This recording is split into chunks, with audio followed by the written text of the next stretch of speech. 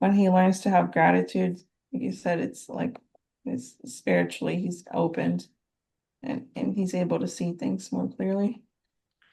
Yeah, and I think that's right. I mean, I think when you don't have gratitude, yeah, you can't, and this even applies to my own life, I think, and I'm not all the way out of this blindness, but um yeah.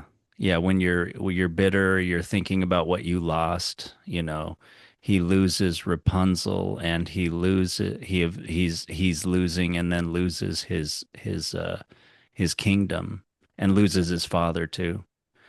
Mm. Uh and it seems like he's obsessed with this and kind of, you know, fecklessly just telling people randomly about it without trying to, do something about it.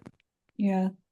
Eventually to the point where when Jack is coronated into the kingship that he was supposed to inherit, he stumbles off into the woods and is ready to just die.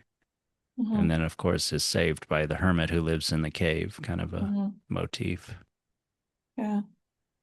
Yeah. I think that's why like when he recovers and he's ready to leave, that's why the little hermit tells him to attend to his joy because he's been passive a lot of the time. And Yeah.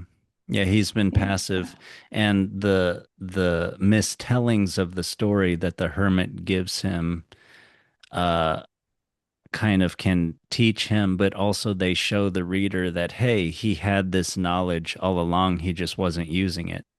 Mhm. Like when the hermit tells him Jack's story, but ends it in a stupid way with Jack just playing the harp and then Yeah. get in the giant's castle and then getting eaten by him. The prince corrects him.